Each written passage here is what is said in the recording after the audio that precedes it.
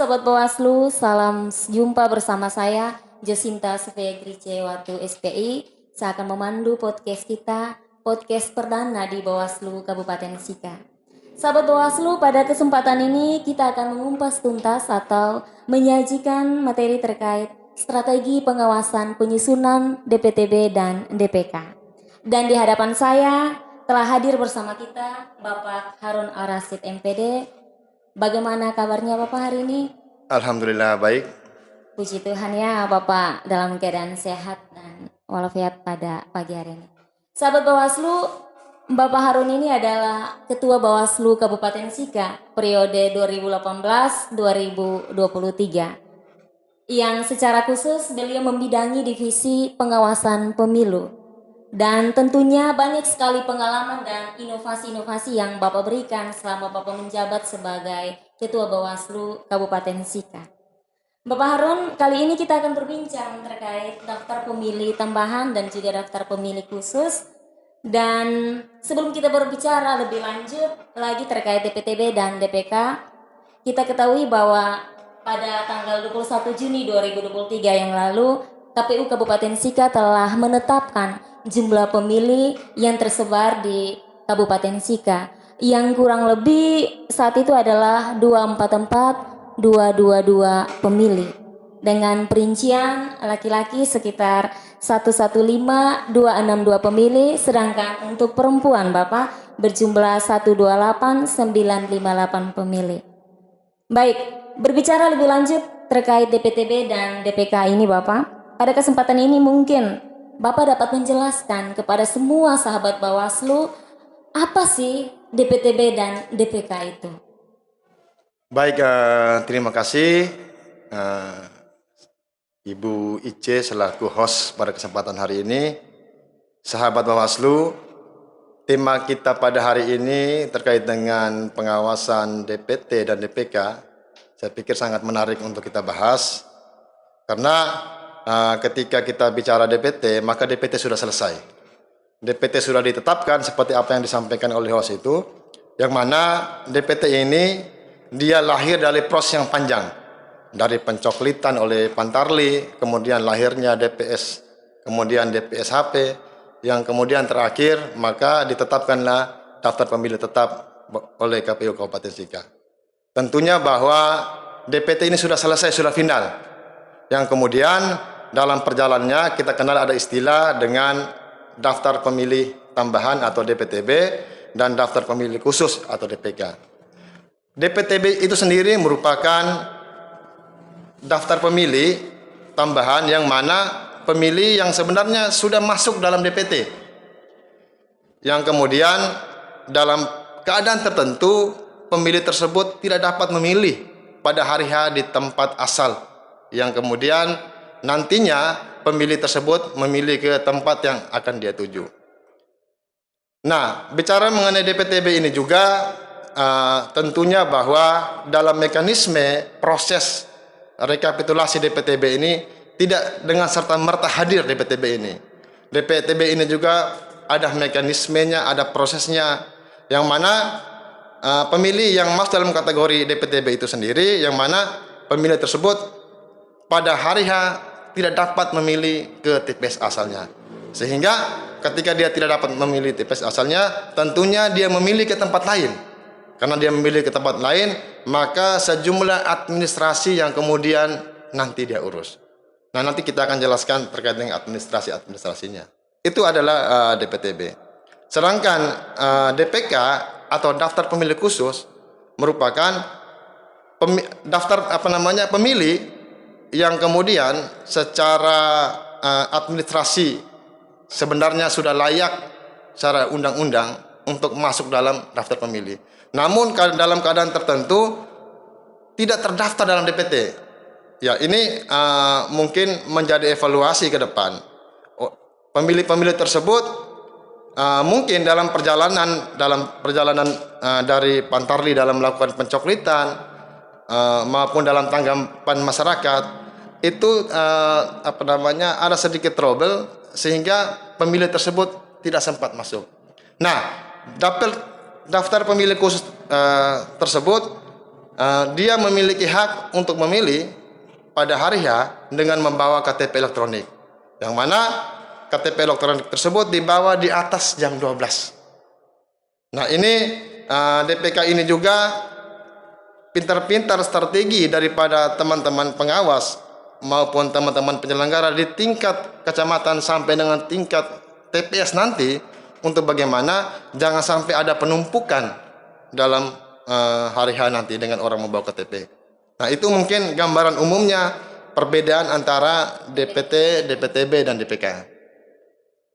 Baik, terima kasih Bapak. Kalau memang kita berbicara tentang DPTB dan DPK ini, maka kita perlu melihat landasan hukum yang cocok atau yang pas sesuai dengan penyusunan DPTB dan DPK ini.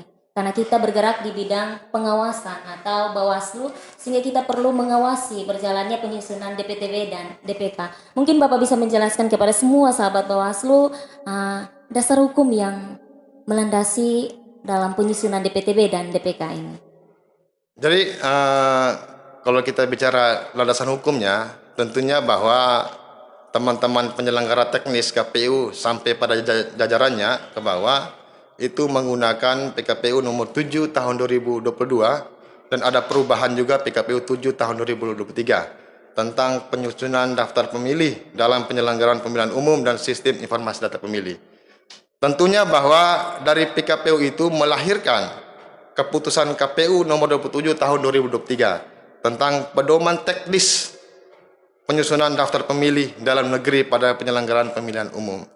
Nah, itu dasar hukum terkait dengan penyelenggaraan teknis oleh KPU. Sedangkan dasar hukum untuk teman-teman Bawaslu dalam melakukan pengawasan yaitu Peraturan Bawaslu nomor 4 tahun 2023 tentang pengawasan data pemilih.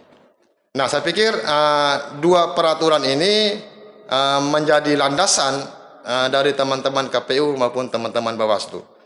Teman-teman Bawaslu tentunya bahwa harus mengetahui dan memahami bagaimana kerja-kerja teknis daripada teman-teman KPU dan jajarannya. Sehingga sebelum mereka mengawasi, paling tidak teman-teman pengawas harus memahami semua alur kerja teknis yang dilakukan oleh teman-teman KPU dan jajarannya. Saya pikir itu landasan hukumnya. Baik Bapak, terkait dengan penjelasan yang Bapak sampaikan tadi bahwa KPU dan Bawaslu merupakan mitra dalam bekerja sama.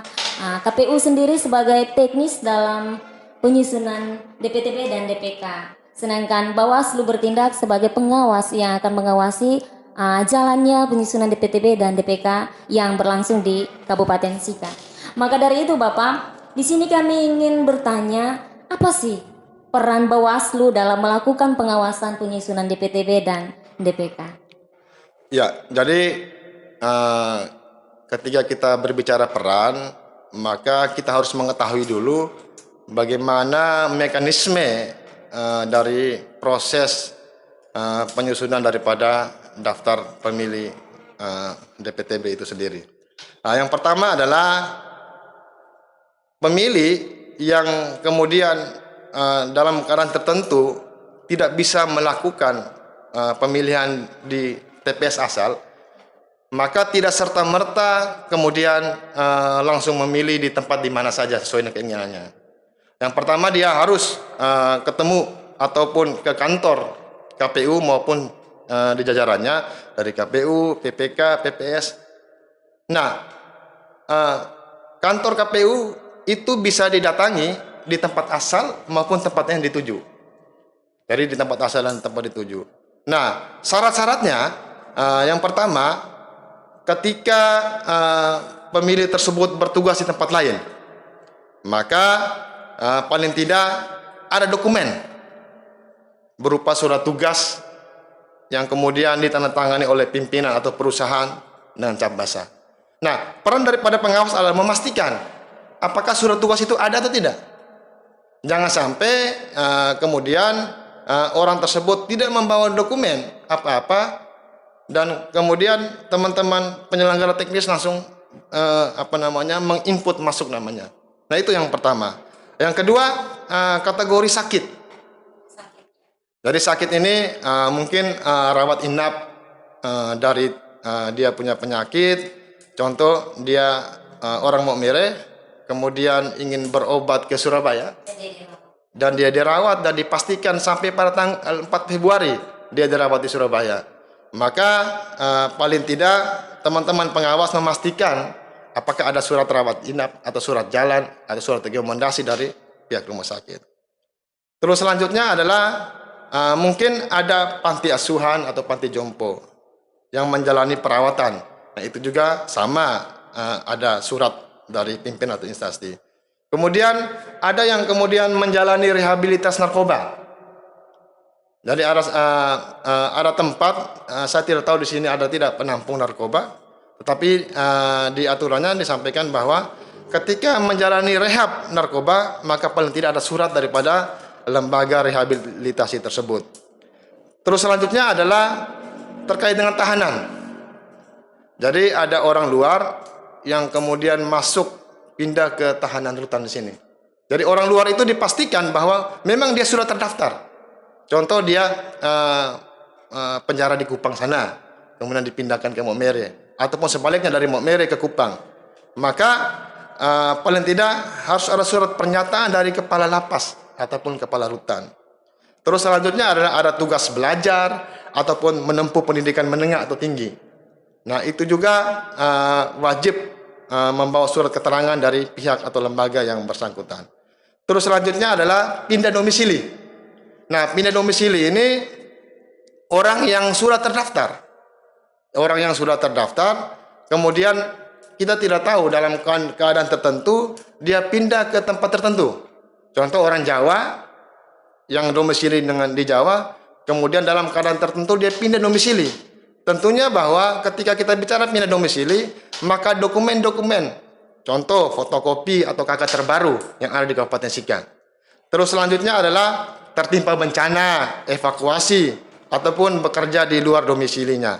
Nah, dari alasan pindah memilih dan dokumen bukti yang kemudian dicermati oleh teman-teman penyelenggara, tentunya bahwa Bawaslu dari tingkat kabupaten sampai ke tingkat desa memastikan bahwa apakah betul tidak ada dokumen-dokumen tersebut.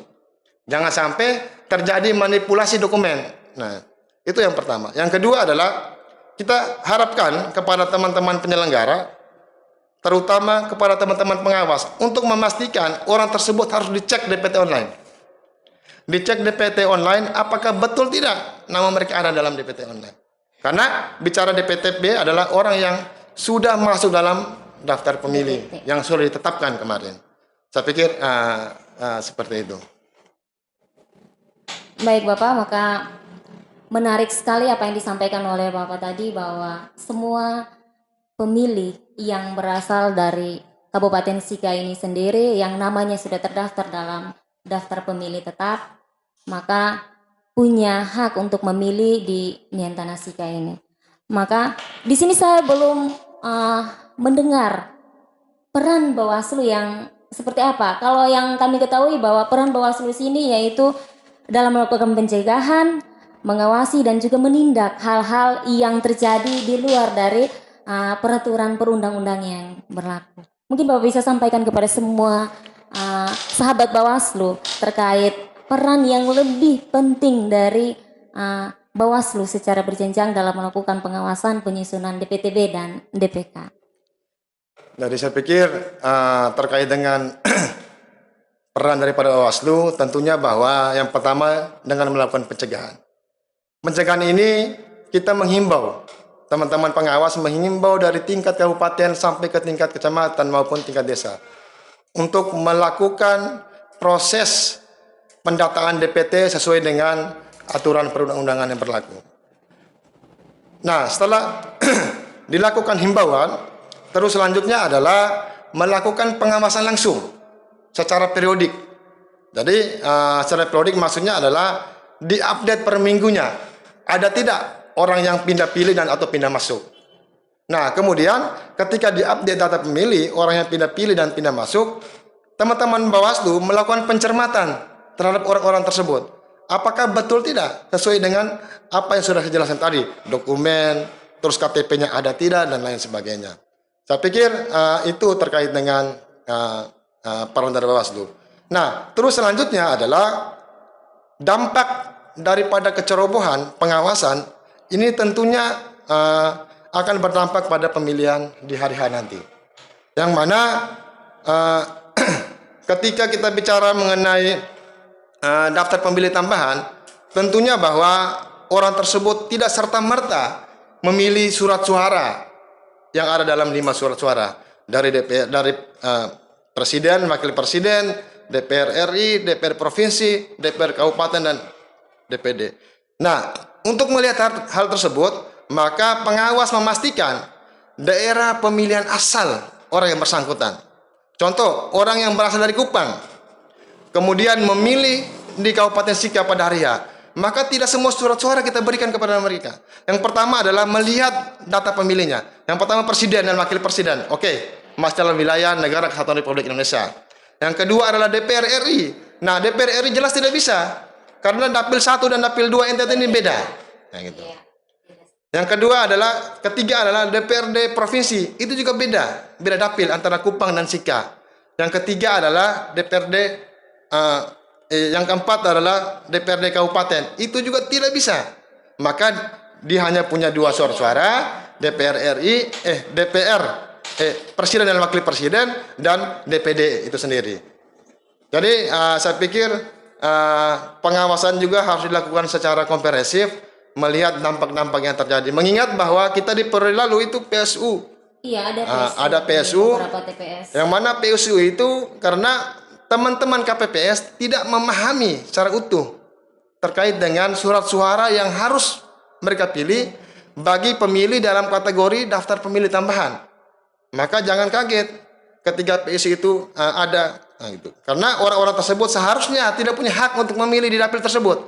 Kemudian dia memilih. Nah, ini pencegahan dari awal kita lakukan kepada teman-teman, baik itu teman-teman pengawas maupun selaku melakukan pengawasan maupun teman-teman penyelenggara teknis dari tingkat KPU kabupaten sampai dengan KPPS nanti pada hari H.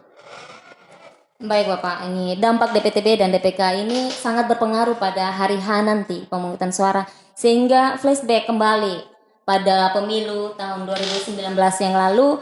Kita melihat ada terjadi PSU atau pemungutan suara ulang. Betul. Seperti yang Bapak katakan tadi.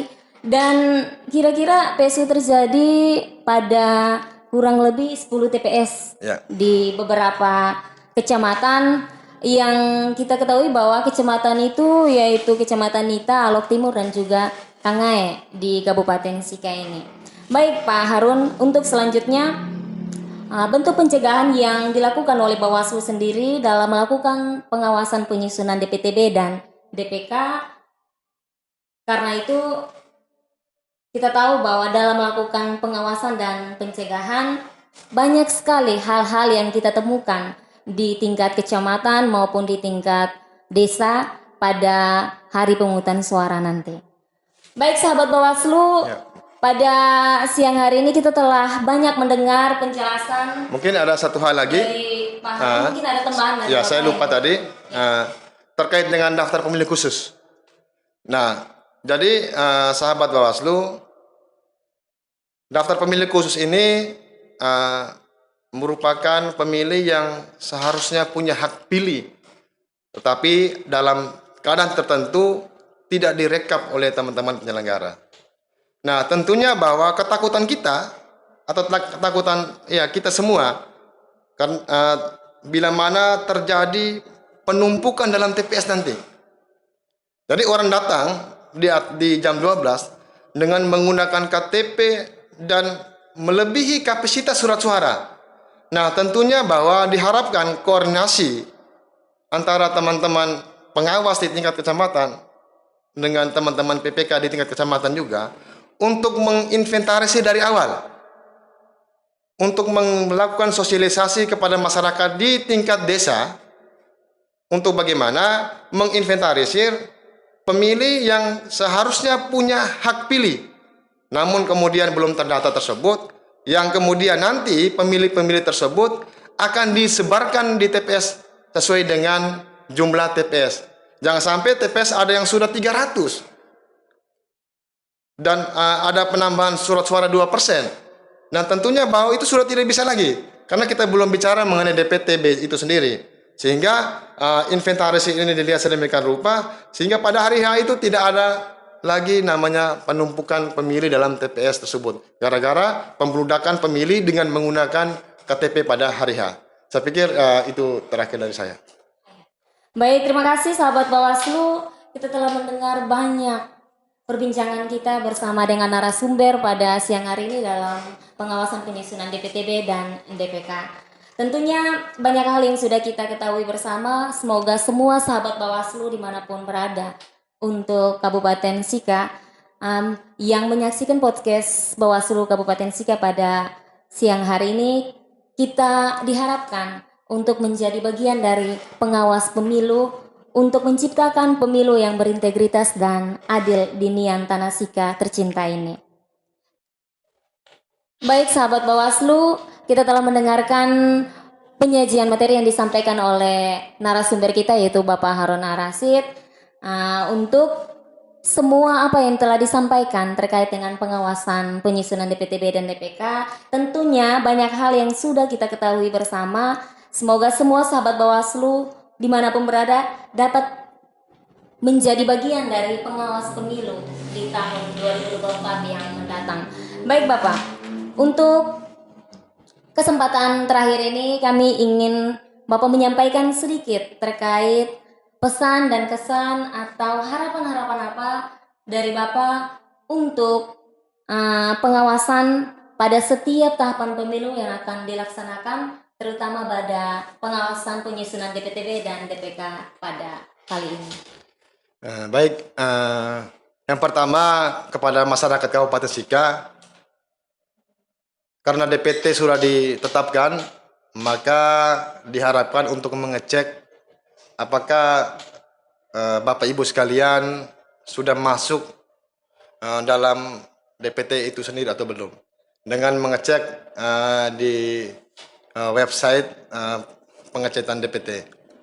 Nah, terus selanjutnya kepada teman-teman pengawas, harapan saya atau harapan kita semua, yang mana namanya kita melakukan pengawasan, maka tentunya bahwa kita harus mengetahui secara utuh apa yang kita awasi. Maka pelajari baik-baik peraturan KPU yang dikeluarkan oleh teman-teman KPU dalam setiap tahapan, terutama tahapan DPTB dan DPK. Karena ketika kita mengawasi sesuatu, maka kita harus tahu apa yang dilakukan oleh sesuatu itu tersebut. Nah, itu saya pikir harapan saya kepada masyarakat maupun teman-teman Bawaslu. Itu saja, terima kasih atas kesempatan pada siang hari ini. Semoga kita dapat berjumpa lagi dalam nuansa-nuansa berbicara mengenai pemilu ke depannya. Demikian, salam hormat untuk kita semua.